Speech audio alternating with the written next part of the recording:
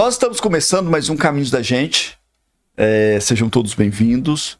Hoje você não pode perder o programa todinho, né? Toda essa conversa, porque hoje nós vamos conversar com uma pessoa daqui da nossa cidade que veio de uma família humilde, saiu, lutou a batalha do vestibular para medicina, conseguiu, estudou na UFES, fez especialização em pediatria e hoje está atendendo na nossa região como médico pediatra. Está conosco hoje o Humberto, que está no caminho da gente. Humberto, seja bem-vindo, doutor. Obrigado, pastor. Humberto, porque eu conheço você desde o tamanho da Júlia. E agora, né, fico muito feliz de ver você nesse nível na sua vida, né? Ontem nós estivemos aqui conversando com a doutora Ana Luísa, que tem uma história semelhante à sua também, de superação. Essa semana é a semana da medicina, será? Mas é muito bom a gente ver pessoas boas, pessoas guerreiras, de famílias assim, unidas, simples, mas que conseguiram chegar no topo, né? Se transformando aí em referência para a nossa região. Seja bem-vindo, meu querido. Obrigado, né? É um prazer receber você aqui, estar com você aqui no Caminhos da Gente. Ainda mais você que, né, eu sou pastor da Igreja Batista, você, né, tem uma raiz batista, foi da igreja, é uma graça de Deus, é um privilégio assistir assim as pessoas crescendo, prosperando na vida. Antes da gente começar a nossa conversa, eu gostaria de pedir você, não deixa de curtir, deixar o like aí e compartilhar com um amigo. E também comenta aí quem você gostaria de ver aqui no Caminhos da Gente. Vai ser uma bênção, vai ser um prazer convidar essa pessoa para estar aqui compartilhando conosco a sua história, o seu caminho. Né? Humberto, mais uma vez, né? Muito bom, cara, de verdade, ter você aqui e saber do seu tamanho hoje, né? O tanto que Deus, que é rico em promessas, ele diz que ele levanta do monturo abatido e faz ele assentar entre os príncipes do seu povo. E eu vejo essa promessa de Deus se cumprindo assim na sua vida. Eu fico muito feliz. O nosso programa aqui, Caminhos da Gente, ele foi criado com o propósito de contar histórias de superação, de trajetórias de sucesso, né? E eu gostaria muito que você, antes da gente falar algumas coisas sobre pediatria, algumas coisas sobre medicina, você deixasse, a título assim, de inspiração para essa geração que chega agora, a sua trajetória, o seu caminho, né? Da onde você saiu, onde você chegou e quais foram as etapas que você percorreu para hoje você estar sendo entrevistado, né?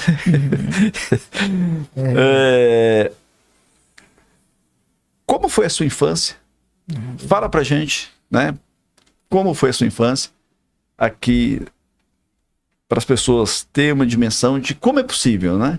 Com a bênção de Deus. Primeiro apresentar, né? Meu nome é Humberto, né? Eu sou natural daqui, né? De Coroaci. Sou médico formado pela Universidade Federal do Espírito Santo e sou especialista em pediatria pela IPMED, né? Trabalho aqui na região, né? Aqui em Coroaci, né? Trabalho também lá em Sarduá e tô aí atendendo, né? Então, como foi a minha infância, né? Eu, assim, fui criado aqui, né? Em Coroaci e, assim, foi uma infância muito boa, né? Graças a Deus, meus pais são pessoas muito simples, né? Eu sou filho do Geraldo Pinheiro e da Neuza, né? Mas são pessoas maravilhosas e eles, assim, desde a tenra idade, desde o mais novo, né, o possível, eles sempre fizeram o possível e o impossível por mim e pelo meu irmão, né? Então, assim, graças a Deus a gente teve uma infância muito boa, nunca nos faltou nada, né? Minha mãe é professora, né? Primária, né?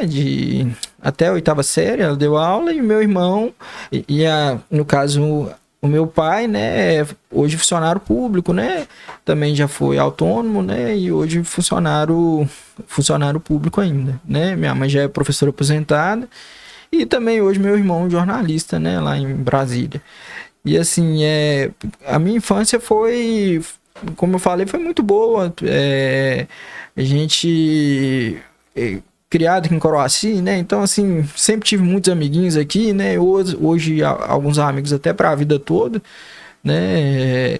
E a minha família, boa parte da minha família também é daqui, né? Então, assim, então para mim foi assim, muito gratificante, né? Assim, a questão de ter crescido aqui foi muito, muito positivo. Brincava de bola na pracinha, né? Estudei aqui no colégio, estudei no Dom Bosco, né? E assim, as lembranças da minha infância assim, são lembranças muito boas, né? Sempre fui criado aqui no município mesmo, né? Dentro da cidade, né?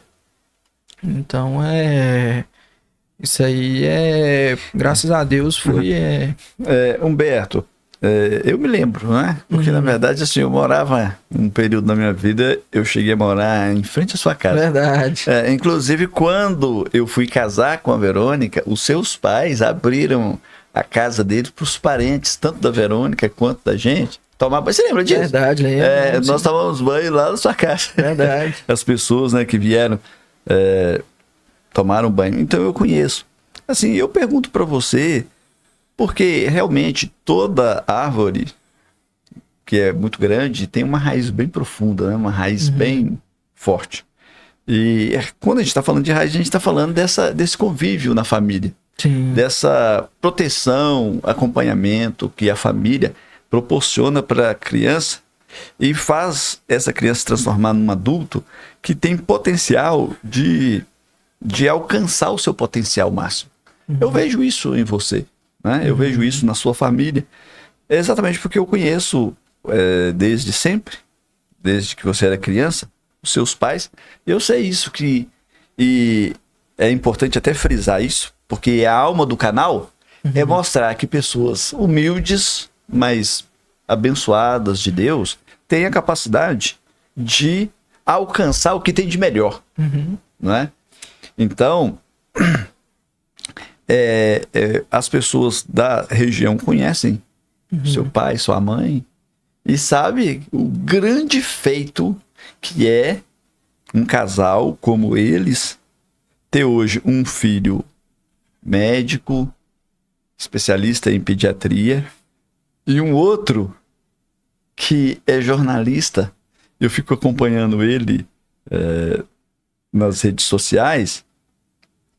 Ele lá em Brasília, lá no Palácio do Planalto, lá no Congresso, fazendo cobertura, falando a respeito de assuntos a nível federal, sabe? Eu imagino que isso deve gerar no coração dos seus pais, assim, uma gratificação, uma satisfação extremamente grande. Graças a Deus, verdade. Como é que foi a participação do seu pai e da sua mãe na sua conquista, tanto na sua quanto da do seu irmão? Então, os meus, igual a gente tinha referido, né? Eles, desde o início, eles sempre fizeram tudo possível pra gente, né? Igual no meu caso mesmo, né?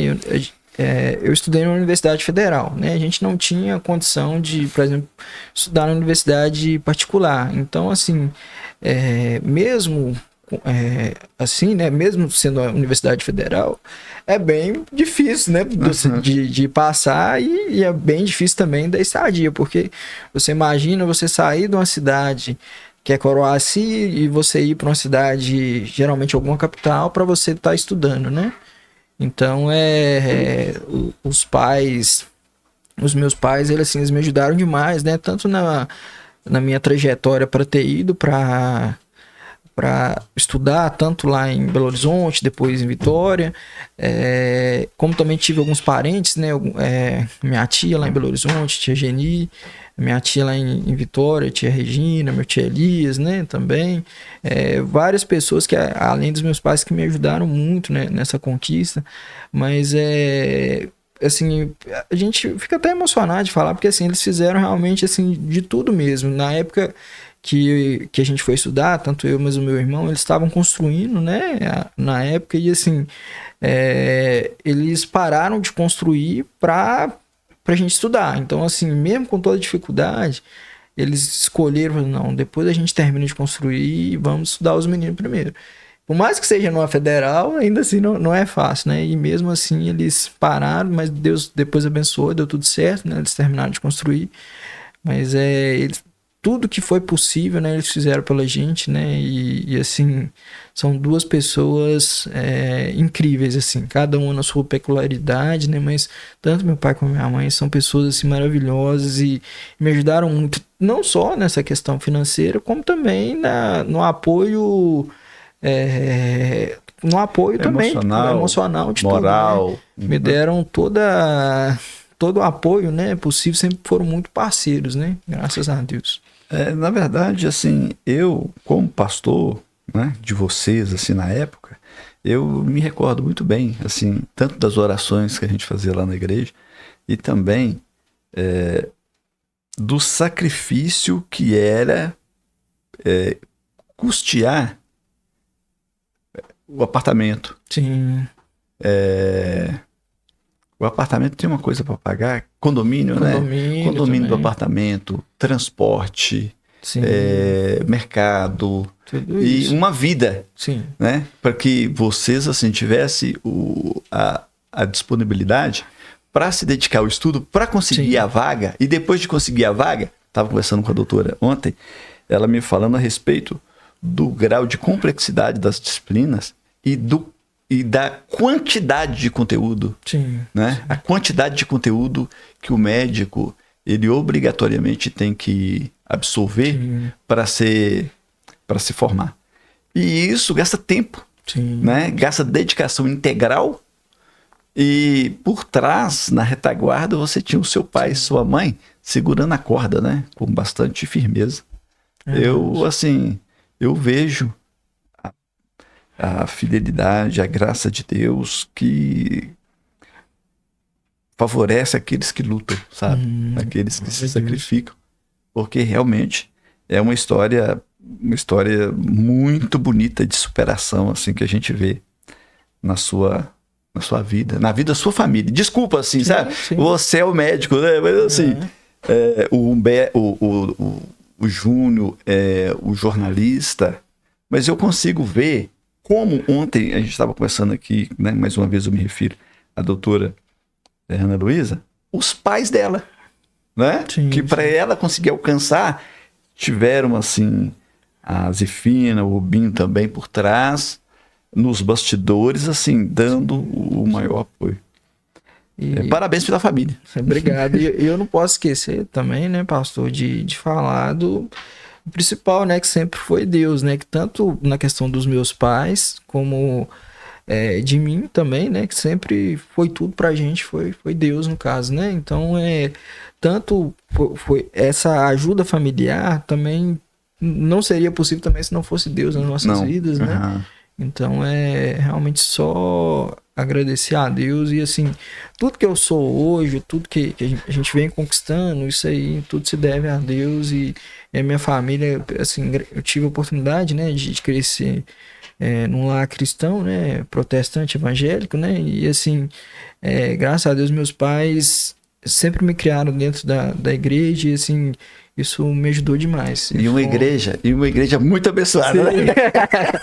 Uma igreja extremamente abençoada. Com certeza. Batistão. Olha, Humberto, é lógico que eu até falei para você que a ideia do programa é essa questão de resiliência, de superação, até pelo fato de que a ideia é influenciar gerações, né? Tanto os pais quanto os jovens agora, os adolescentes, os jovens, que tá chegando exatamente nessa fase de lutar com a vida mesmo. E às vezes as pessoas podem olhar para você hoje e falar, puxa vida, ali ó, o doutor Humberto, o cara, vou colocar algum... Porque é normal isso do ser humano, ficar pensando que tudo aconteceu a troco de sorte. Sim. Né? E é importante as pessoas entenderem que por mais difícil que seja uma conquista, ela é possível desde que seja sacrificial e acompanhada de muita perseverança, muita resiliência, e isso é a sua história. Então, por favor, conta pra gente como é que foi esse funil como funciona esse funil da medicina, de você conseguir uma vaga em uma escola que é extremamente disputada, de um dos cursos mais caros que a gente, talvez o mais, não sei, né? Mas eu não conheço outro mais caro assim do que medicina. E a sua trajetória, as dificuldades que você enfrentou no decorrer do caminho e não parou de caminhar. Sim. É até uma curiosidade, né, que eu acho interessante. E quando eu recebi a notícia do vestibular, eu tava na igreja, lá na Batista, né? O pastor até tava junto comigo no dia. Aí minha mãe falou, né, que chegou lá falando que tinha passado. Na época, e na hora todo mundo se emocionou, né? Que bênção. A gente saiu pulando, depois a gente o senhor fez o churrasquinho lá na sua casa. Nossa, e assim, foi mesmo. Foi muito gratificante aquele dia. Pô, só cara, pra gente lembrar. De Deus, eu tinha esquecido disso. Você acredita? Só pra gente cara, aqui, ó, eu sempre vibrei com a sua família, com a sua casa, sabe? Assim, eu sempre participei, entendeu? Ativamente, assim, das suas conquistas, das conquistas do Humberto, da conquista do seu pai mesmo, da sua mãe. Mas foi verdade. Verdade. Eu lembro que quando você foi estudar, eu levei você em Valadares, você lembra? Foi mesmo. Levei você em Valadares, você e sua mãe pra pegar. A sua mãe chorou que eu pensei que ela ia desidratar. Foi mesmo. Verdade. Eu pensei que ela ia desidratar. E no dia, eu não sei se foi uma oração que tava tendo, eu não me recordo, mas eu lembro que no dia foi isso que eu recebi o resultado, eu tava na igreja, né? Isso foi interessante. Cara, é verdade, eu te esqueci disso, cara. E até interessante também, depois eu contando a história, né, que eu vou estar falando quando eu passei, né, da experiência que eu tive com Deus também, que foi bacana. Mas assim, o que aconteceu, né? Eu saí daqui de Coroaci, né, ainda já com 18 anos, né? E aí fui fazer pré-vestibular lá em Belo Horizonte, né? Ainda não sabia o que eu iria fazer. Assim, eu falava que... Quando eu era assim, mais novo, eu falava assim, não, eu não vou fazer medicina não, porque medicina é muito sofrido. Mas não sofrido por conta... porque eu não tinha dimensão do sofrimento, mas é sofrido porque a vida de médico era sofrida. Eu já falava isso mesmo antes de tentar medicina. E aí, quando eu fui estudar, fui fazer o pré-vestibular, né? Eu não sabia ainda o que eu ia fazer. Tanto que a primeira vez que eu tentei vestibular, eu tentei ainda no meu terceiro ano aqui, morava aqui em Coroaci ainda, e eu tentei ainda para engenharia. Eu tentei para engenharia aeroespacial, né? Porque assim, na minha família, por parte de pai, todo mundo é engenheiro, né? Então, assim, fui nesse lado. Mas aí, porque é uma área que eu sempre gostei muito. Mas aí eu falava, principal, não, medicina é muito sofrida e tal, e eu não pensava muito. Aí, quando eu tava no pré-vestibular, né, eu fui vendo, gente, a gente vai refletindo sobre a gente e tal, e eu percebi que o que mais tinha a ver comigo mesmo, né, o que mais se encaixava comigo era a questão da medicina, e aí eu passei, não, realmente, o que tem a profissão, o propósito mesmo, né, que eu vejo pra mim é muito mais na medicina do que em qualquer outro. E chegou a tal ponto que eu não via mais nada pra mim a não ser isso, né? E aí ficou sendo a última opção mesmo, a última e a primeira e a última opção. Não tinha plano B. E aí, assim, aí comecei, né, a fazer o pré-vestibular, né? Eu fiquei 2 anos em Belo Horizonte, né? Eu estudava no pré-vestibular lá e ficava na casa da minha tia Geni, né, irmã do meu pai. E aí depois eu fui no meu terceiro ano, né, eu fui pra Vitória, né, fui pra casa da minha tia Regina, né, ela me ajudou, né, com um curso lá, né, ela até pagou o curso lá pra mim, né, que é o pré-vestibular mais famoso lá da região, que é o Darwin, né, lá de Vitória. E aí eu fiz o pré-vestibular lá. Ainda assim, não passei no terceiro ano, fiquei bem próximo. Eu fiquei aqui na UFJF, que é a federal que começou aqui em Valadares. Eu fiquei na quinta suplência, chamaram até o quarto e não me chamaram. Então, assim, eu fiquei bem perto de estudar aqui em Valadares mesmo. Mas não era o plano de Deus naquela época, né? E ainda tentei mais um ano, não deu certo, né? E aí eu tentei, foi no meu quinto ano que eu passei. Tanto que no quarto ano que eu não tinha passado, né? Eu falei assim, não vou fazer mais pré-vestibular, não. Foi porque eu fiquei mais dividido, falei assim, como eu não tô conseguindo, não vou fazer pré-vestibular agora não. Então eu fiquei um ano sem fazer o pré-vestibular. Eu até iniciei um curso, né, que foi fonoaudiologia, né, por influência dos meus primos, né, e eu comecei o curso de fonoaudiologia, eu fiz 3 períodos, né, mas eu vi que realmente não era o meu perfil, não era o que eu queria pra mim, né? Então, assim, eu vi que realmente não... É porque realmente, pastor, já tava na minha mente que era aquilo. Meu propósito realmente seria medicina. Então, não adiantava, né? Tanto que eu entrei, que eu fiz os 3 períodos, que eu ia tentar a prova de reopção dentro da federal mesmo, né? Que na época eu estudei fonoaudiologia na UFS. Aí eu ia tentar tanto a prova de reopção como o vestibular. E aí, no quinto ano, né? Aí meu pai e minha mãe, assim, falam assim, Humberto, faz o pré-vestibular de novo e tal. Aí eu tava meio naquela e tal, mas não, vamos fazer. Aí a gente fez, eu fiz na época o intensivo, que é o curso menor, né, de pré-vestibular. E aí na época eu fazia no noturno, que eu fazia faculdade durante o dia na UFES de fono, e fazia um noturno no Darwin, né, que é o pré-vestibular. E aí acabou que nesse ano eu passei, né? Foi no quinto ano, eu fiquei 5 anos tentando, né, para conseguir passar. Igual eu falei, a gente não tinha opção, né? Era federal ou federal, né? Então, assim, precisou, né, desse tempo todo, né? E hoje, assim, às vezes, pô, Humberto, você ficou 5 anos, mas na verdade, eu entendo que tudo foi um plano de Deus, né? E foi no momento certo, né? Por mais que eu entenda que às vezes no terceiro ano eu tinha condição de ter passado, que eu fiquei bem ranqueado na maioria dos vestibulares que eu fiz, mas eu entendo que não era o plano de Deus naquele momento. Eu acho que a minha cabeça naquela época não era a cabeça boa para estar na faculdade, porque assim, na verdade, a luta na faculdade é muito pior do que no pré-vestibular, né? Então, assim, então acho que foi realmente no momento certo. E assim, só para contar um pouco da experiência que eu tive com Deus, na época foi no ano mesmo que eu passei, né, do pré-vestibular, e eu tava naquela... Uma vez eu fui orar e falei assim, Senhor, eu não aguento mais, eu já tô no meu quinto ano e assim, eu não tenho mais... não vejo outro propósito na minha vida a não ser esse, e assim, o Senhor já me confirmou que era isso para mim, então assim, eu preciso passar, me ajuda, e assim, eu confio no Senhor. E aí eu lembro que eu lembro na época, a gente morava em Vitória, né, a gente estava na igreja que a gente ia, né, e aí a gente estava justamente na oração, e aí eu estava enjoelhado, né, e aí orando e pedindo a Deus e chorando, assim, chorando muito mesmo, porque assim, meu coração, ele tava... Isso foi na sexta-feira antes do Enem, né? Que eu ia fazer o Enem já no sábado. E aí eu já tava naquela assim, Senhor, eu não aguento mais. Se não for agora, eu não aguento mais. E aí fui orando ao Senhor e tal. E comecei a sentir um conforto muito grande no meu coração, né? E na época...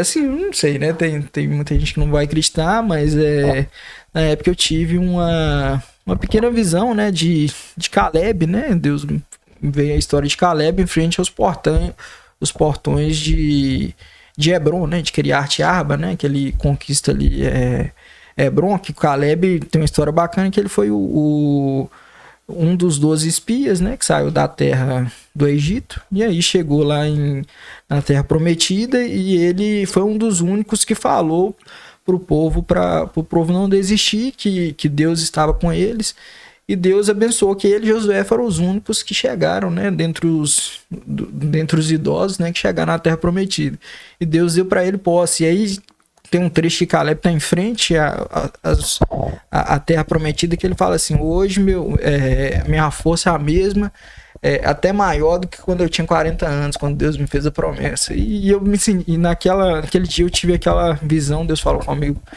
E aí eu tive a certeza, não, esse ano eu vou. E aí eu fiz o Enem, né? Depois fiz a prova, porque na época a UFES ela tinha, a primeira etapa era o Enem e a segunda etapa era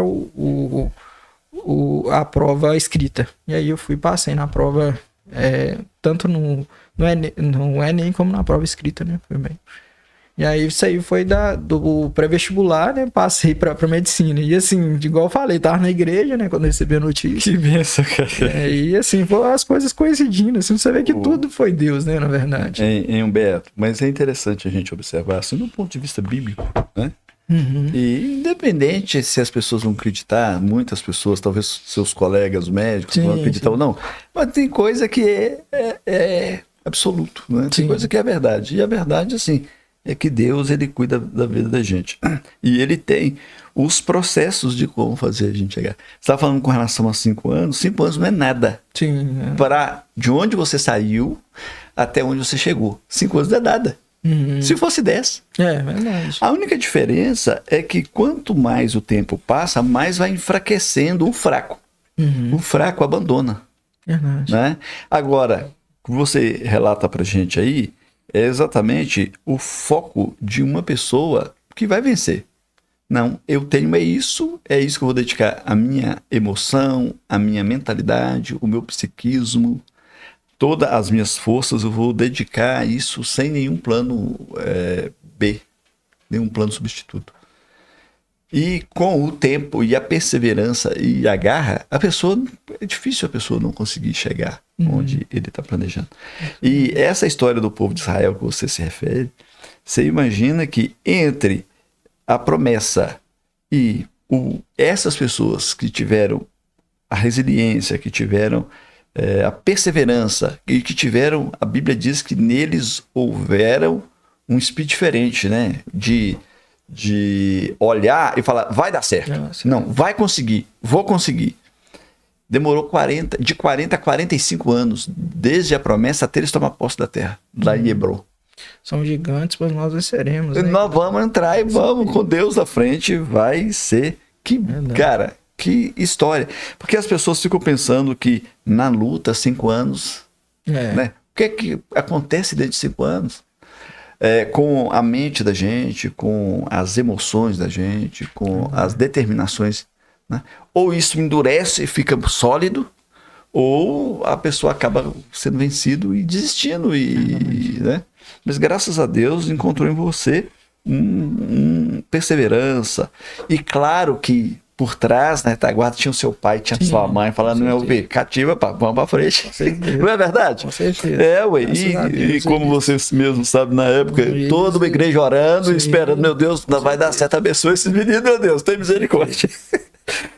Agora, depois de você formado, você escolheu uma área muito bacana, né? Que é a pediatria. Você fez para cuidar de criança. O que te atraiu para essa especialidade tão assim delicada? Pastor, assim, na verdade ainda na faculdade, né? Foi a área que eu mais gostei, porque assim, a gente vê várias coisas dentro da faculdade, né? E assim, quando eu entrei, na época eu até pensava em outras coisas, que a gente vai entrando, a gente vê aqui, às vezes é acostumado a ver alguma série, aí a gente vai, não, quero ser infectologista, quero ser... Dr. House, The Good Doctor. Quero ser cardiologista, e às vezes a gente... E na verdade, a pediatria sempre me chamou a atenção pelo fato primeiro do paciente, né, que é a criança, que é um ser puro, né, na verdade, eu até brinco, né? Hoje mesmo uma mãe me perguntou por que eu fui para essa área e tal. E aí eu falei, na verdade, o paciente pediátrico é o melhor paciente, porque o paciente pediátrico não mente. E é verdade, né? A criança não mente, né? Jesus mesmo fala, deixar minhas meus pequeninos, porque deles o reino de céu. Então, assim, as crianças, eu acho que a pureza, né, das crianças, eu acho que isso aí sempre mexeu muito comigo. E desde criança eu sempre... acho que essa área, desde mais jovem no caso, né? acho que sempre eu gostei muito dessa questão da pureza e assim, da vontade mesmo de estar ajudando, sabe? Eu acho que tem gente que fala assim, é muito difícil você entender quando a criança está passando mal. Eu, na verdade, eu acho até mais fácil entender uma criança passando mal do que um adulto, né? Porque é igual eu falei, a criança não mente. E a gente, às vezes, enfrenta dentro da medicina o problema que na verdade, às vezes, os pacientes, às vezes, omitir alguma coisa, contar uma mentirinha, e a criança não tem isso. E sem falar da questão realmente da pureza, né, também. Então, assim, eu acho que sempre foi um lado que... Uma especialidade que sempre me chamou a atenção. Na faculdade também, alguns professores... eu acho que na pediatria, até os professores, eles chamam mais a atenção da gente do que os demais professores. Porque, assim, durante a faculdade, eu tive muita dificuldade de gostar de professor, para ser sincero, né? Porque a faculdade, ela... Infelizmente, ela bate muito na gente, né? E a gente vê coisas, assim, às vezes até absurdas, né? Mas as minhas melhores experiências com os professores também foi na pediatria, por coincidência também. Então, acho que também influenciou também, né? Eu gostar bastante dessa área. Então, acho que tem relação com isso também. Né? É muito jóia a gente ter... porque, na verdade, quando a pessoa se torna pai... o centro do universo dele passa a ser os filhos. Então a gente precisa muito assim, de uma pessoa que passou por um caminho de maturação, de amadurecimento, passou por todas as etapas assim, com graça, com louvor, com dignidade, com humildade, e esteja assim na nossa cidade, né? Atendendo aquilo que pra gente é a coisa mais importante da vida da gente, é a criança da gente, né? A pessoa. Doutor, mas a gente estava falando a respeito dessa trajetória, da caminhada, né? Até chegar aí à especialização em pediatria. Mas na faculdade, especificamente, né? Compartilha com a gente, eu conheci um pouco, mas compartilha com a gente os dramas, assim, as dificuldades que uma pessoa possivelmente encontra para escalar. Para escalar a montanha, sabe? Para chegar lá no topo da montanha. No seu caso, a faculdade de medicina, como é que foi a vida dentro da universidade? Assim, igual eu tava falando a respeito do pré-vestibular, né, que foi muito sofrido, né, para entrar já foi muito sofrido, e na verdade a faculdade foi 2 vezes mais, né, a faculdade foi muito mais sofrido. Algum momento você chegou a pensar assim, puxa, agora tá tranquilo? Na verdade, assim, nunca teve isso, né, coisas tranquilas, acho que só no final, né, que as coisas foram mais... estabilizando e tal, que foi mais tranquilo, que realmente o curso fica mais legal, mas a faculdade, o período todo da faculdade foi bem complicado, começar porque assim, a gente tem que entender, né, que por mais boa que seja a nossa formação aqui, a gente que estuda na escola pública e tal, infelizmente a gente ainda está muito defasado comparado com a maioria das escolas particulares, né? E aí a gente enfrenta isso justamente na faculdade. Quando você chega na faculdade, você tem uma turma que assim, o pessoal muito inteligente, né? E você, na maioria das vezes, é mais esforçado. E aí você o que falta lá, inteligência, você complementa. E aí você chega lá e esforço bruto. E vê que assim, é muito mais difícil. Você vê, às vezes, os colegas até indo super bem, às vezes, na maioria das matérias, né? Porque tem uma facilidade maior para a questão do estudo, para decorar as coisas, e às vezes eu tenho um pouco de TDAH, então eu sempre tinha um pouco de dificuldade para decorar, né? E acaba que o curso de medicina, boa parte das provas, a maioria é decoreba, né? Então, assim, eu sempre tive um pouco essa dificuldade, então, assim, foi muito difícil, ia começar já nos primeiros períodos, né? Foi bem difícil, as primeiras matérias, e foi assim até... Durante a faculdade, a maioria da faculdade, até o pior período lá, que foi o 5º período, né? Que foi o período que assim, mais me desgastou emocionalmente. E assim, emocionalmente mexeu muito comigo, né? A partir daí eu tive passei a ter que conviver muito mais com a questão da ansiedade, né? Também tive um pouco, acho que também o início de uma depressão, então assim foi bem complicado. A partir daí também comecei a ter alteração na pressão também, então assim foram períodos bem difíceis, né, durante a faculdade e assim de vez em quando, às vezes eu tenho alguns pesadelos que eu tô na faculdade fazendo prova. Então, assim, até hoje. Às vezes tem um pouco disso. Meu Deus! E assim, mas foram bem difíceis, né? A maioria da minha faculdade foi bem difícil. Teve muita coisa legal, fiz amizade, né? Teve alguns professores que eu gosto bastante. Teve alguns também que eu não gosto, né? Mas assim, foram uma caminhada bem difícil, eu diria que foi bem difícil. Não querendo deixar ninguém desanimado, alguém que tá vendo o podcast querendo tentar medicina, na verdade não é essa a intenção, mas eu também preciso deixar claro para vocês que não é fácil, tanto para você entrar, como na faculdade ainda é pior também a questão do sofrimento.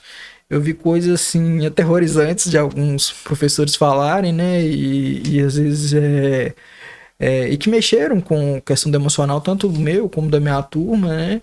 E hoje, tipo assim, vem que todo mundo venceu. Hoje, a maioria dos meus colegas, todo mundo já é especialista em alguma área, né? A maioria também ou fez residência ou é especialista, e todo mundo hoje está bem, né? Bem no mercado de trabalho, né? E pelo que todo mundo passou, né? Então, assim, eu vejo que, assim, apesar da dificuldade, né? Deus abençoe, tá todo mundo bem hoje, né? Mas foram tempos bem difíceis, passou bem difíceis mesmo.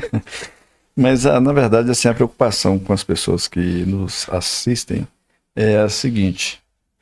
Eu prefiro a pessoa estar preparada para enfrentar um exército, chegar lá, são algumas pessoas, do que a pessoa estar preparada para ir lá, viver, né, em berço esplêndido e, na verdade, encontrar um campo de batalha. Sim. Que, na verdade, é a vida, de uma maneira geral, é um grande campo de batalha, né? Mas graças a Deus que no final deu tudo certo, né? Graças a Deus. Mas aqui, você saiu de uma igreja batista, de um contexto cristão, né? Com convicções fortes que você carrega até hoje. Na faculdade, você encontrou algum tipo de resistência com relação à sua fé, a sua cultura cristã ou espiritualidade? Porque assim, a gente pelo fato de ter estudado na Universidade Federal, né? Então a gente acaba encontrando pessoas de todos os tipos, né?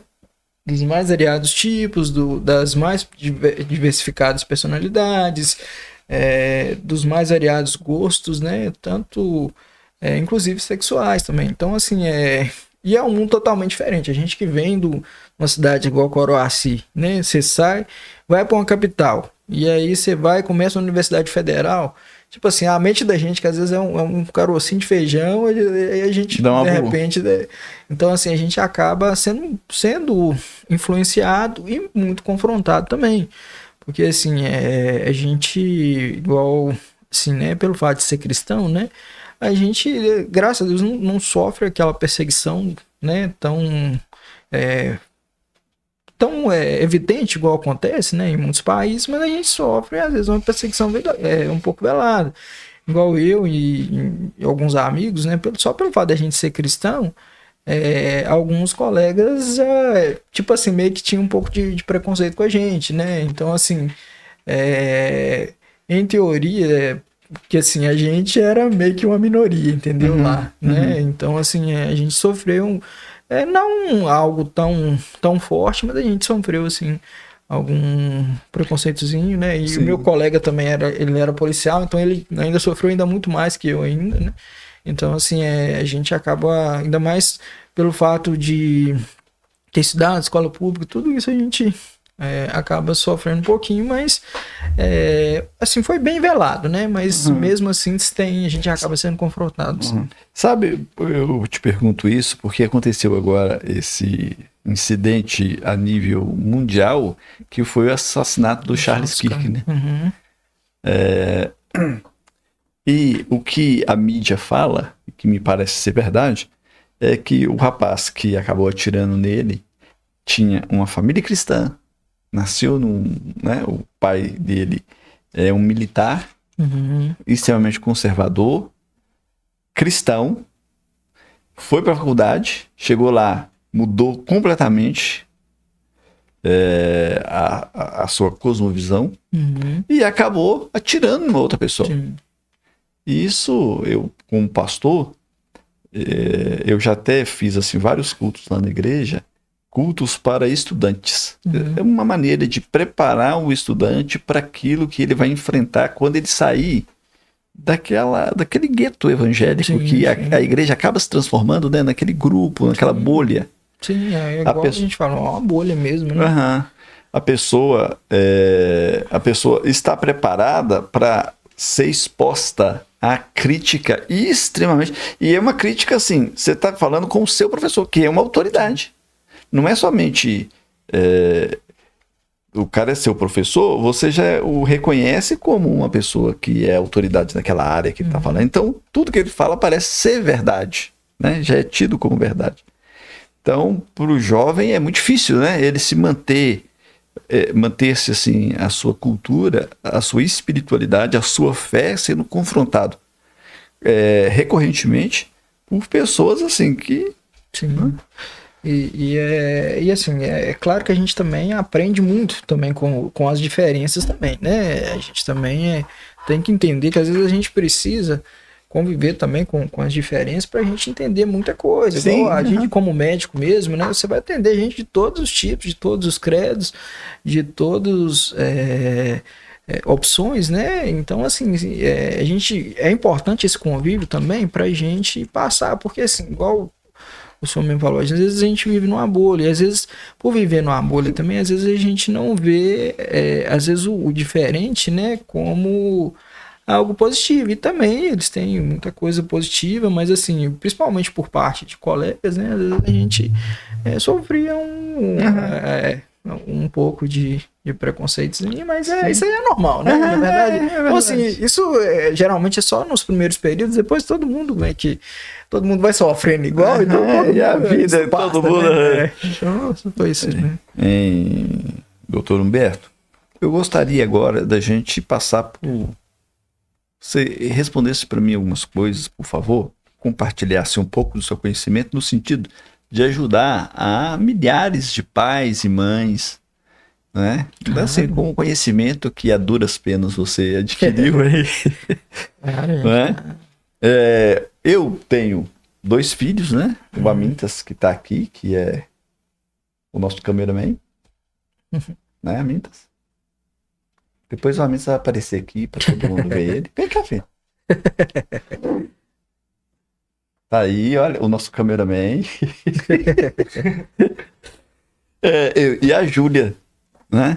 E eu sei o drama que é o pai ter o primeiro filho, né? Os pais, né, no caso, ter o primeiro filho, não sabe nada, a criança não vem com o manual de instruções, né?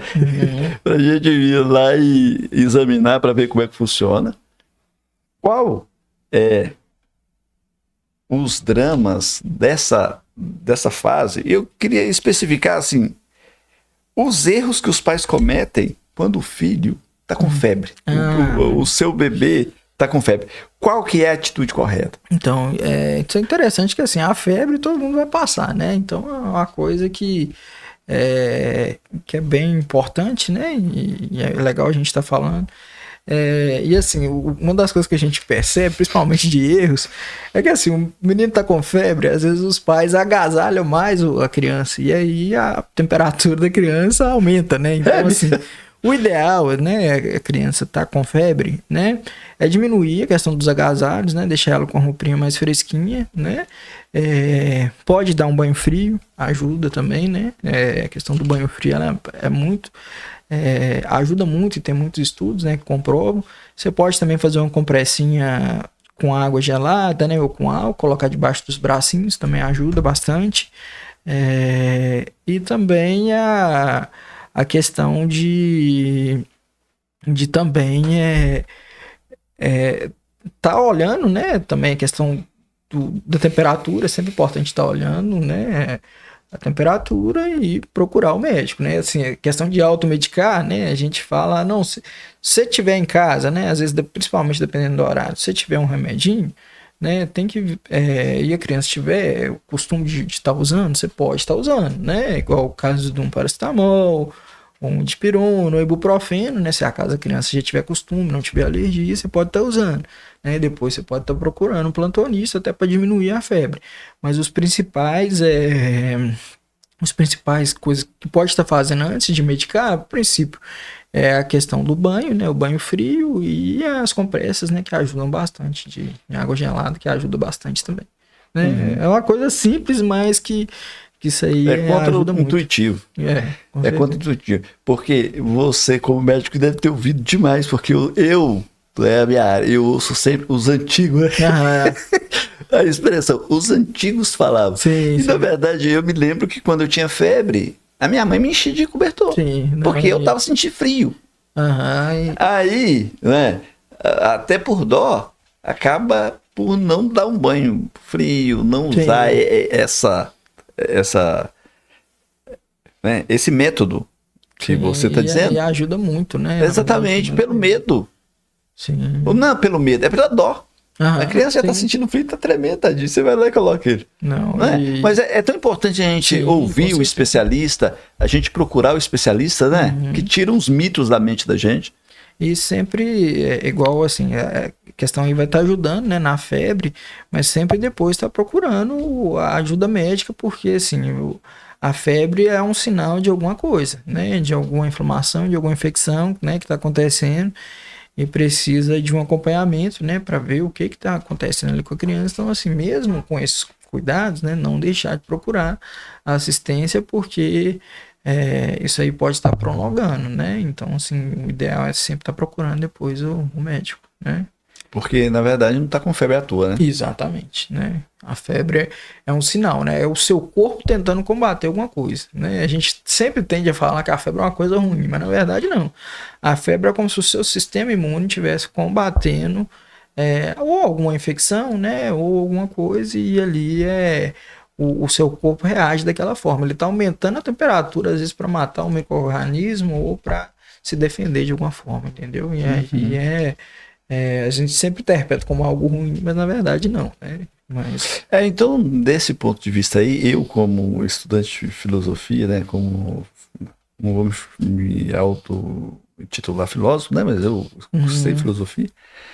A lógica, né? A lógica, então, é que às vezes corre o risco de você estar combatendo uma coisa, você está combatendo a febre, enquanto na verdade você tinha que combater o que está gerando a febre. Exatamente. E a pessoa fica lá em casa só na dor.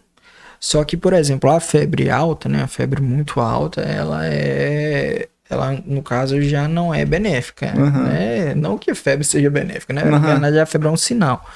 Mas a febre, principalmente as febres altas, ela não é benéfica, porque aí já começa a desmaturar algumas proteínas e não é benéfica para a criança ou até para o adulto, né? Então a febre muito alta já é um sinal mais de gravidade mesmo, né? Mas igual o iniciozinho de uma febre, né? Às vezes é só o seu corpo ali, ele reagindo a uma infecção, por exemplo, né? Ou a um agente invasor, né? Então quer dizer que, na verdade, assim, a febre é como uma pessoa, cuidado com isso, cuidado com isso. E aí você não toma cuidado, aí ela vai, tipo assim, vai tocando uma sirene, né? Sim. As luzes vão ficando vermelhas. É isso mesmo. Para a pessoa tomar uma atitude rápida. Boa analogia. Agora, também, eu gostaria, uma coisa que é muito falada hoje, inclusive até nas redes sociais, é a exposição à tecnologia, a exposição a telas. Você, como pediatra, qual que é a sua recomendação? O que você acha? O que a gente ouve na internet tanto falar, mas não é a área da gente. Né? Eu não gosto de ficar só com aquilo que as pessoas tentam colocar na minha cabeça. Eu gosto de uma pessoa, de ouvir de uma pessoa que é especialista na área, o ponto de vista dela, que estudou e não está tirando informação de trás da orelha. Né? Qual que é a sua recomendação? E realmente há um impacto no desenvolvimento da criança o uso prolongado de telas? Com certeza.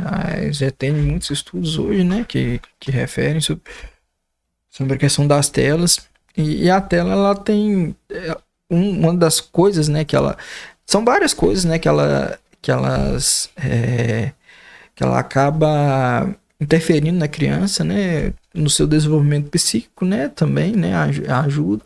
No caso, às vezes atrapalha o desenvolvimento psíquico, né, apesar que tem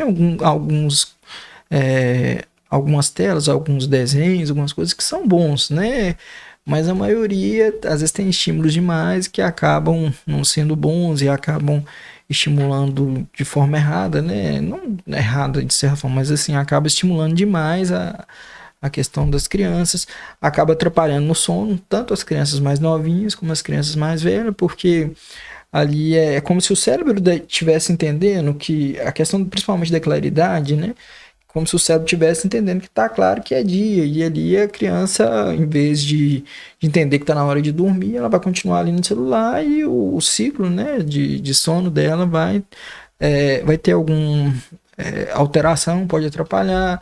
Tem alguns estudos que relacionam também a pesadelos, né? Também a questão da tela.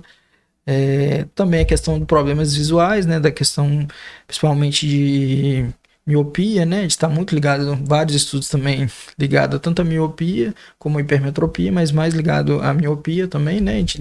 Assim, de fazer as crianças ter que usarem óculos, né? Assim, falando a um modo mais...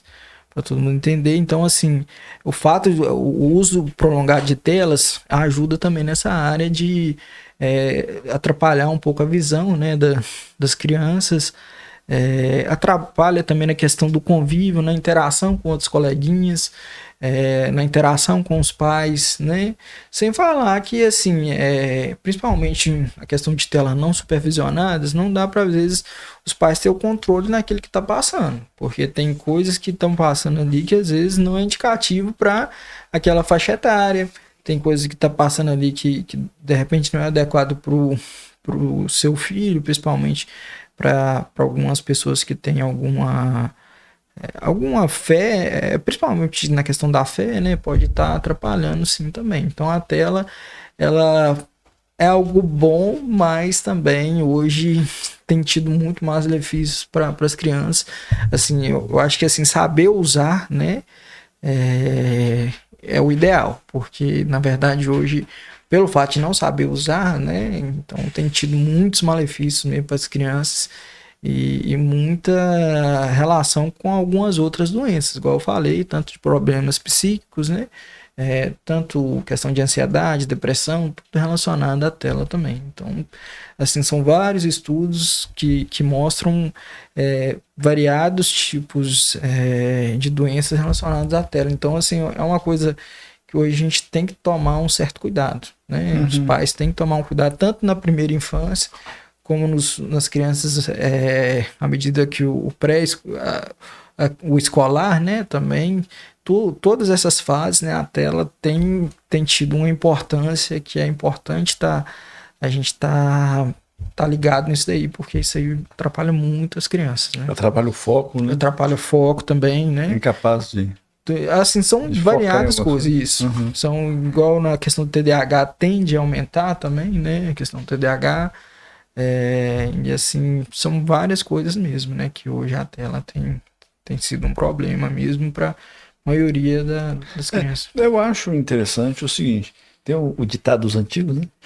Uhum. O ditado dos antigos, que o remédio e o veneno tá na dose, né? Uma coisa boa pode ser ruim a partir da quantidade de uso. Né? Sim. E é aquilo que a gente fala, todos os excessos, eles são negativos, né? Então, o excesso hoje, né, da tela, o problema é justamente o excesso, né? Uhum. Igual hoje, o celular, na verdade, né, uma boa parte das crianças virou educador das crianças, que às vezes o pai não tem tempo para, às vezes, vou fazer uma comida, vou deixar o filho ali na televisão, vou deixar o filho no celular, vou fazer alguma coisa, aí passa a ser sempre a opção. E muitas vezes a televisão, o celular que estão educando a criança em vez dos pais, né? Isso, infelizmente, a tela também virou também terceirização da educação também, né? Então isso aí é complicado. Na verdade, um estudo mesmo, né? Que vale a pena a gente até estudar mais sobre isso, né? Porque hoje, infelizmente, virou um problema mesmo, né? Até as menores doses, algumas crianças têm. Sim, eu acho que é desaconselhável, realmente. Sim. Porque não tem nada no mundo real que é tão estimulante igual um vídeo. Sim. Então, assim, você está acostumando a pessoa a um nível emocional que ele não vai ter na vida real, ou seja, ele vai se concentrar lá, ele vai ficar lá. E assim acabar com foco e com tantas de coisas na vida da pessoa. E a visão, né? Sim. O Amintas usa óculos hoje, olha. Novo, né? Eu também comecei assistia muito televisão muito perto, né? Desde criança, então isso aí atrapalha muito. E a televisão hoje, pelo menos, né? Os celulares, as televisões, você consegue adaptar essa questão da claridade. Antigamente, não, você não tinha isso, não. A televisão não tinha isso, não. Era bem clarão mesmo, bem branco. Era aquilo e pronto, acabou, né? Pra quem... E aí desenvolveu muito problema de visão, né? Por causa disso. O nosso cameraman vai estar Amintas. Doutor Humberto, eu queria pegar um gancho em uma coisa que a gente já tinha conversado um pouco ali atrás, mas eu queria resgatar isso. Hoje você lidando ali com a fragilidade da vida, né? Também com a alegria da cura.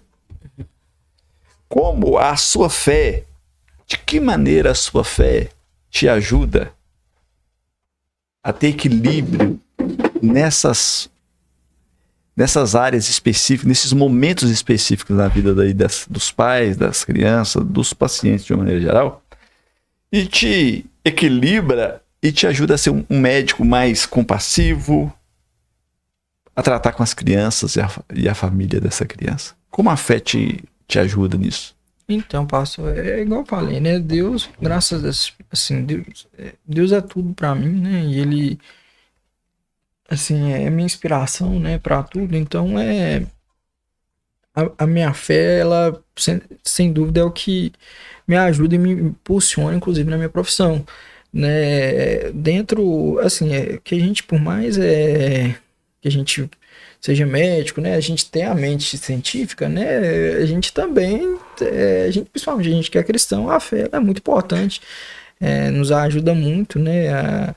Principalmente na questão do atendimento. E tem coisas, às vezes, assim, entende a pessoa que às vezes não acredita, às vezes não entende, mas tem coisas que às vezes alguns diagnósticos que você vê claramente que às vezes que Deus te direciona, né, para algum lado e tal, que você vê que tem vezes que parece que realmente Deus vai direcionando o caso e você encontra aquele diagnóstico, principalmente alguns diagnósticos mais difíceis, algumas situações também de urgência, né, e emergência, que às vezes eu também trabalho como generalista, né, lá em Sarduá. Então, assim, às vezes a gente encontra uns casos onde a gente vê alguns pacientes, às vezes, bem graves, né, e muitas vezes já aconteceu mesmo, né, de estar assim, aquele paciente, e às vezes a gente fazer tudo possível ali dentro da medicina, você fazer a medicação certa, você estabilizar o paciente da melhor forma possível, você colocar ele no oxigênio, fazer tudo dentro do seu alcance. Mas ali depender daquele paciente ficar vivo ou chegar lá em Valadares vivo, depender da ajuda de Deus, né? E assim, eu sempre, às vezes, sempre que eu vou pegando o paciente, eu sempre falo assim, meu Deus, me ajuda esse paciente a melhorar, ajuda que esse paciente venha chegar bem no destino dele, né? Seja lá em Valadares, me ajuda sempre a fazer o diagnóstico, né? Então, assim, eu sempre vejo a ajuda de Deus, né? Até de criança mesmo, eu não esqueço. Foi uma criança que eu atendi, ela tinha 7 dias, né? Que isso me marcou. Ela tinha 7 dias, né? E aí ela chegou, ela estava saturando muito baixo, né? Que a oxigenização dela estava muito baixa. E aí, né? E no caso dela, né? Ela recém-nascida, ainda prematura, ela até material de intubação a gente não tinha, porque assim, eu trabalho na unidade básica, né? Na época lá em Sarduá, e assim, até aqui, né, aqui em Coroaci, a maioria dos municípios a gente não tem, porque é bem específico, né? E aí, e ela chegou saturando super baixo, e a gente já chegou, já fiz a medicação nela, já coloquei ela no oxigênio, e mesmo assim subia um pouquinho e voltava a ficar baixa. E aí a gente pegou, entrei em contrato com o hospital municipal, né, lá de Valadares, e a gente foi, encaminhou essa criança, ela tinha uma cardiopatia bem séria, né, uma doença de coração bem séria, né, e assim, ela chegou pra gente já no estado, assim, que ela realmente ela tava quase desfalecida mesmo, né, que é saturando bem baixo, e aí eu lembro que tava eu e um técnico, né, o meu colega, eu trabalho comigo, o Michael, e a gente foi levando ela, ele me olhou assim, falou assim com o olhão regalado, até aniversário dele hoje, aí ele com medo, falando assim, no Michael, coloque ela aí, fica com ela no colo, vamos colocar ela no O2 e vamos. E a gente foi pra Valadares, a gente foi rapidinho pra Valadares, e eu fui o tempo todo orando, Senhor, meu Deus, abençoa que essa criança fique bem, abençoa que essa criança chegue em Valadares, e assim, mas eu tava com fé, falei, não, esse menino vai ficar bem, por mais que tava difícil, ele vai ficar bem. E todo mundo falando, não, esse menino vai morrer, o pessoal achando a mãe desesperada e tal. E assim, a maioria dos colegas dizem, não, vai morrer. E eu falei, não, vai dar certo, vai dar certo. Graças a Deus, chegamos com a criança em Valadares, né? Foi pro CTI, graças a Deus depois fez a cirurgia, eu acredito que hoje tá em casa, já tem um tempinho, né, aí hoje tá em casa, né, então assim, graças a Deus deu tudo certo, mas é uma das experiências que a gente vê que Deus ajuda a gente também, né, ainda mais a gente que tem fé, Sim, né, faz então parte da... eu acredito sinceramente que Deus ajudou, né, e tem sido muito importante. Todo dia eu chego para atender, vou e faço minha oração, falo assim, Senhor, me ajuda em cada diagnóstico, me ajuda a sempre fazer o melhor, né, da melhor forma possível, saber encaminhar quando for a hora de encaminhar, né? Então, assim, e tem dado certo, né? Deus Sim, tem me ajudado, Deus, graças a Deus. E também, com relação à ajuda, é cientificamente comprovado hoje, né? Primeiro, essa nova visão, essa nova abordagem do ser humano como biopsicossocial e espiritual, né? Esse entendimento de que existe uma dimensão que nos diferencia grandemente dos animais, né? Que é essa questão da espiritualidade. E também com relação à oração, o quanto que a oração de terceiros ajuda uma pessoa, inclusive, que está no CTI, né? Foram alvos de... Sim. Então tem algumas coisas que realmente ainda a ciência ela não tem a capacidade de medir todas as coisas ainda mais um Deus que transcende, um Deus transcendente que transcende a matéria. Como é que a ciência, que é uma vara de medir a matéria, vai extrapolar a matéria e responder coisas que estão para além dela? Então, por causa disso que existe a teologia, existe filosofia e nunca vai deixar de existir, porque realmente existem mais coisas assim que estão para além do céu e da terra aqui, físico, que a nossa vã filosofia é capaz de... Não é? Mas aqui, doutor, independente de qualquer gestão, de qualquer cidade, olhando para o todo da saúde infantil, quais são os princípios que uma administração pública pode seguir e deve seguir para garantir a melhor, mais saudável condição de saúde infantil? Então, é interessante, né, essa pergunta. Eu acho que os municípios, né, eles têm uma função muito grande, principalmente na educação das crianças e na saúde também, né? E assim, são variadas coisas. Uma das coisas que ajuda, que não dá para falar, apesar de não ser a minha área, mas que está inteiramente ligado também ao bem-estar físico e mental, que é a educação, né? Então, assim, cabe aos municípios sempre oferecer uma educação de qualidade, né, às crianças, né, e isso vai ajudar em tudo, né, não só, inclusive, para essas crianças crescerem, depois estudar. Então a educação é muito importante, principalmente na questão mental, né, é muito importante, ajuda muito. Na questão de saúde, né, a gente tem, isso é uma das coisas que o Brasil tem melhorado cada vez mais, que é a questão da vacinação. Então os municípios têm cada vez mais trabalhando nessa área. Então acho que a vacinação é muito importante estar vacinando, né, gente? Eu acho que às vezes a vacinação, algumas pessoas ainda têm um pouco de preconceito, mas a vacinação ajuda muito e ajuda demais, e inclusive é o que ajuda muito, que ajudou muito o nosso país para a gente extinguir algumas doenças e para a gente evitar que algumas doenças ficassem mais graves. Então, assim, a vacinação, né, ela é muito importante, não deixe de vacinar seu filho, né? E outra coisa, né, também tá sempre tentando oferecer, né, uma saúde de qualidade, assim, na questão dos prontos atendimentos, na questão principalmente do PSF, né, que cabe a questão da puericultura, né, do médico, do enfermeiro, né, generalista, né, que cabe a questão das puericulturas, e claro, né, o profissional, né, o pediatra também, né, se o município também ajuda também na questão, isso aí também ajuda no município também, né, ter um pediatra. Traduz pra gente o português, o que é pluricultura? Ah, pluricultura, né? Ela é o exame assim, explicando, né? É o exame da criança, em teoria, né? É a pluricultura, que você examina desde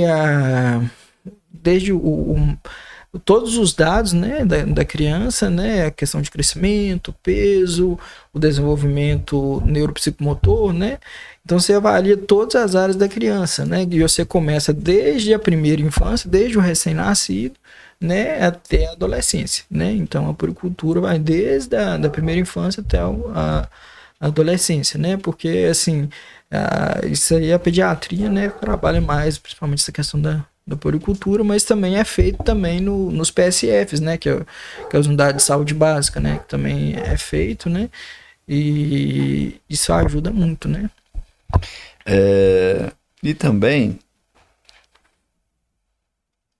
você, como um especialista em pediatria, em cuidado com crianças, qual o conselho, assim, você dá para a família que agora recebeu um bebê em casa, né? Ganhou um neném, tá lá.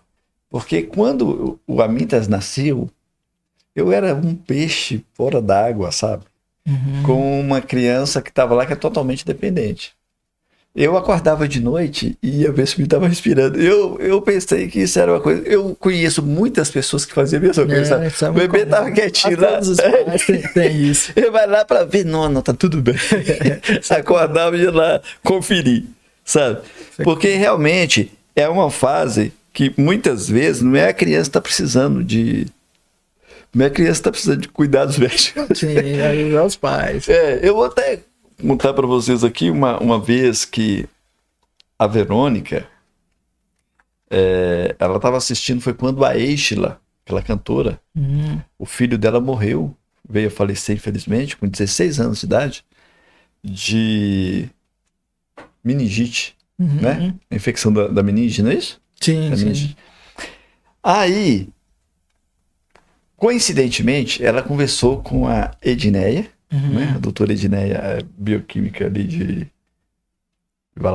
Virgolândia, que é da nossa igreja também, né? E ela falou para ela, puxa vida, aqui tá começando, ela é farmacêutica do município lá de Virgolândia. Ela falou, olha, tá tendo alguns casos de meningite de novo aqui na região, puxa vida. Aí, por coincidência, no mesmo dia, isso aconteceu na parte da manhã, o Amintas começou a aparecer gripado. O Amintas começou a escorrer o nariz, gripe, ficar moadinho, gripe. E a Verônica viu aquele negócio, a Verônica ficou mal. Meu Deus, se meu menino tiver com meningite, meu Deus. E ficou mal e chorava.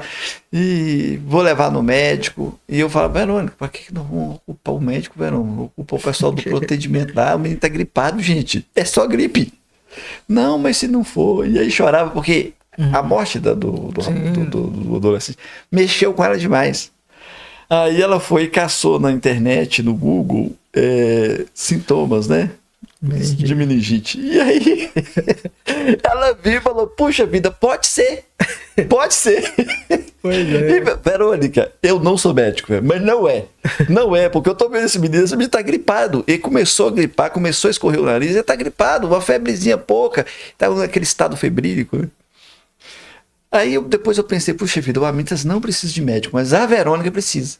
A Verônica precisa de médico. Então eu vou levar a Verônica ao médico. Aí peguei o Amintas, mas a Verônica, fomos até o médico. Aí aqui no pronto atendimento, o médico estava conversando. E não, aqui eu vou passar uma coisinha simples, mas porque não tinha nada.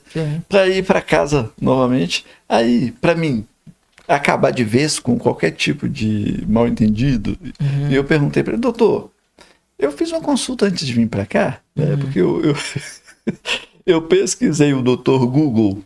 Eu não tinha feito a pesquisa, era só para ela ouvir. Mas assim, estava pesquisando sobre meningite, a possibilidade, né? Porque o Google me deu uns indícios que poderia até ser. Ele falou para mim assim, eu como meu diploma. Eu como o meu diploma se isso aqui for. Se isso aqui não for nada além de uma febre e muito fraca. Né? Mas assim, eu tô contando essa história só para mostrar assim, a fragilidade de fato dos pais. Qual é os cuidados, qual são conselhos que você dá para um pai, os pais agora recente, né, que acabaram de ter uma criança? Não, isso aí é bacana, né? É importante também. São alguns cuidados simples, eu vou passar assim, alguns cuidados simples mesmo, né, que a gente pode estar fazendo em casa, e que ajuda muito. Igual, por exemplo, bebezinho novinho, né, todo mundo gosta de, às vezes, visitar, né, e é legal e tal, mas pelo menos no primeiro mês, né, o ideal é que não se visite, o ideal é que os pais evitam, claro que avós, né, tudo bem, mas disse visitas de terceiros, né, o ideal é não ter, principalmente no primeiro mês, porque o sistema imune da criança ainda tá ainda em formação, né, então assim, até para evitar, né, de algumas infecções, né, bronquiolite, ou próprio resfriado, ou outras infecções, né, então o ideal é a questão da visita, pelo menos no primeiro mês, é bom evitar. Outra coisa também que é importante, né, muitos pais gostam de dormir com os bebês, né, nas suas próprias camas. Isso é desaconselhável, né? Claro que, assim, às vezes a gente, igual hoje estava conversando com o paciente, uma coisa é o que a gente recomenda, outra coisa é o que é viável para os pais. Às vezes os pais podem ter só uma cama, né? Então, às vezes, o filho deita com o pai, porque às vezes o pai não tem. Então, a gente entende, né, também. É desaconselhável? Mas a gente tem que ver na realidade cada um. Então, assim, deve-se tomar alguns cuidados de crianças que dormem com os pais, porque, assim, sempre tem um risco de acidente. O que são acidentes? Às vezes um pai, às vezes cansado, uma mãe cansada, às vezes pode dormir em cima do bebê, né, e pode acontecer um acidente. Infelizmente, tem vários casos, né, até de morte, né, por causa desses pequenos acidentes, ou às vezes de cair da cama, ou do pai ficar por cima, né, ou de sufocamento mesmo. Então, assim, sempre bom estar tomando cuidado. Sem falar de crianças que dormem com os pais, né, acaba causando também uma dependência emocional maior dos pais. Há uma chance maior de infecções de pele, né, de crianças que dormem com os pais, né, e sem falar que atrapalha também a intimidade do casal, né, então isso aí são coisas importantes. Outra coisa ainda sobre o bebê, da higiene, né, que a gente vê muito comum, né, dos pais fazerem, né, que é limpar geralmente tanto depois que faz o xixi, que faz o cocô com lenço umedecido, e isso na verdade assim, até pode usar, mas assim, tomar o máximo de cuidado, porque assim, deixar só para algumas ocasiões. O ideal é sempre estar lavando com a água, né, mesmo, ou a água ou sabonete específico, porque como a pele do neném é bem fininha, acaba ali o lenço umedecido, acaba machucando aquela pele, acaba dando às vezes alguma dermatite, acaba tendo algumas lesões, às vezes até lesões bacterianas mesmo, por causa, às vezes, do uso do lenço umedecido. Então é bom evitar um pouco a questão do lenço umedecido, deixar só para, por exemplo, vou sair com o bebê, aí tudo bem, uso o lenço umedecido, mas estando dentro de casa, o ideal é sempre estar usando a água e o sabãozinho dele mesmo, tá? Outra coisa também, a gente desaconselha, né, tá usando o cotonete dentro do conduto auditivo, porque ali você acaba empurrando a sujeira e, consequentemente, também você pode ter perfurar também o tímpano do neném, né, porque às vezes a gente não mede direito e acaba perfurando o tímpano. Então, o ideal é só tirar por fora mesmo, né, a questão da cera, tá? E às vezes a cera sai sozinha mesmo. Então, às vezes é só tirar mesmo o extra ali por fora. Agora, né, que nós estamos iniciando o período de chuvas e a época de calor. Então, agora é época de mosquito. Então, sempre para os pais tomar cuidado com isso. Eu sugiro, né, sempre para os pais estar colocando sempre ou nos bercinhos dos seus filhos ou nas caminhas dos filhos a telinha para mosquito, que ajuda muito, né? Porque agora o mosquito tende a judiar mesmo da criança, sem falar também que a gente tem algumas doenças específicas, e aqui no nosso Brasil é endêmica a dengue, né? Então a gente tem que tomar um cuidado, né? Com a questão da dengue, e tem dengue também em criança, então assim, a gente tem que tomar um certo cuidado com a dengue.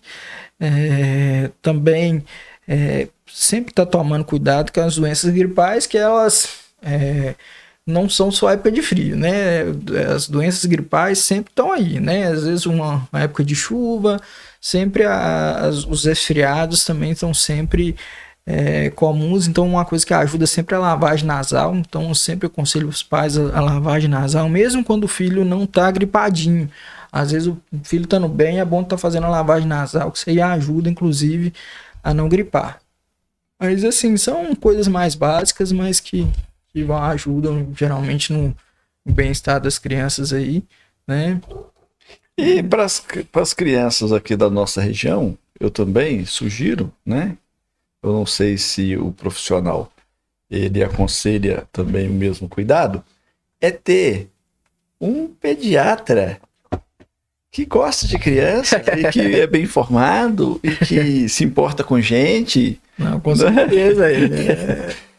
Você agora está com um consultório aqui em Coroaci. Onde Sim. que funciona o consultório? A gente está com um consultório, né, para atendimento pediátrico, também atendo também adulto, né. O consultório é em cima da casa dos meus pais, ali na Praça Demetrio Coelho, né, do lado da Igreja Batista. Da mais top da galáxia. Do lado ali da Igreja Batista, e aí a gente tá lá, tem um espaçozinho legal, tá à disposição depois se vocês quiserem conhecer, né? Então, o espaçozinho é simples, né? Mas com muito carinho, né? Para as crianças. A gente ainda tem muitas coisas ainda para melhorar, mas a gente está à disposição lá para estar ajudando, né? Então, joia. Depois eu vou pegar o seu contato, né? Marcar você lá na descrição do vídeo, para as pessoas poderem entrar em contato com você. Tranquilo. Também. Doutor Humberto, para nós encerrarmos, qual a mensagem, qual o conselho de vida que você, que é uma pessoa que veio de baixo, né? E lutou e venceu, e escalou o topo da montanha, como diz o pessoal mais jovem aí, zerou o game. Qual a mensagem que você deixa para essa geração, para a nova geração que vem? Então, pastor, assim, o que sempre me acompanhou muito, né? Assim, igual eu falei, né? Não tem como não citar Deus em tudo da minha vida, porque ele faz parte de tudo, né? Então, assim, comigo, justamente pela a minha origem cristã, pela minha conhecimento, né, bíblico e as coisas que sempre me ajudaram, né? Uma das coisas sempre foi não desistir. Tudo, acho que o maior exemplo que a gente tem que é Jesus Cristo e tantos exemplos na Bíblia, como os meus pais, como vários exemplos, né, que a gente tem, como super-heróis que, por incrível que pareça, tiveram uma influência também, né, na minha formação. Então, acaba que, assim, eu sempre tive muito isso de não desistir. Tá difícil, tá impossível, mas eu não vou desistir. Eu tenho que tentar mais uma vez, eu tenho que continuar lutando. Tá difícil, mas dá. Tá impossível, mas eu vou conseguir. Porque o Senhor tá comigo, o Senhor tá do meu lado e vai dar certo. Então, assim, não é essa mensagem extremamente positivista, igual a gente vê hoje dos coaches, né? Mas não disso. Eu digo que é mais realmente acho que é muito pessoal mesmo, de sempre acreditar, né? Eu acho que acreditar é sempre importante, né? Acreditar é ter fé, né?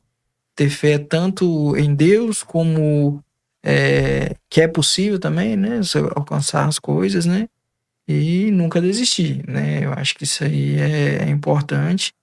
E assim, eu acho que principalmente isso, né? Eu acho que e, e também, né? Sempre tentar buscar, né? Fazer o melhor, né? Sempre o seu melhor.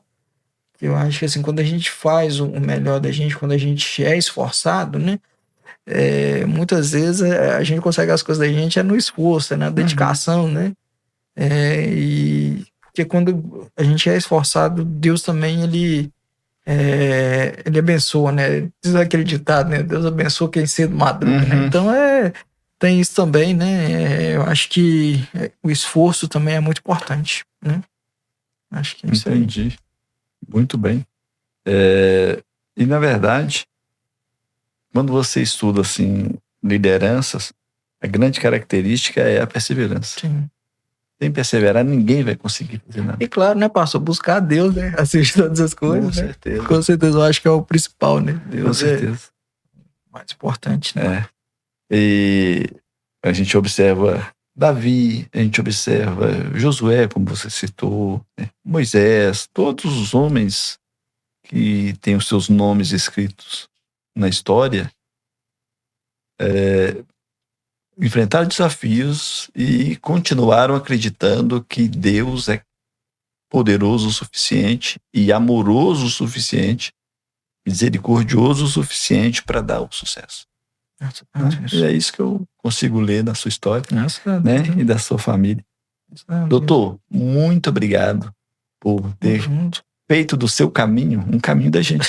Graças a Deus. Compartilhado o seu caminho, compartilhado a sua trajetória, compartilhado o seu conhecimento, né? Eu espero que essa seja a primeira vez de várias. Espero que a gente possa estar aqui para a gente pormenorizar algumas coisas aí da trajetória e também, assim, falar mais sobre pediatria, atender, assim, essa demanda de pais, de famílias que talvez está lá na roça e um conhecimento, uma palavra de um pediatra vai ajudá-los, né, nessa caminhada.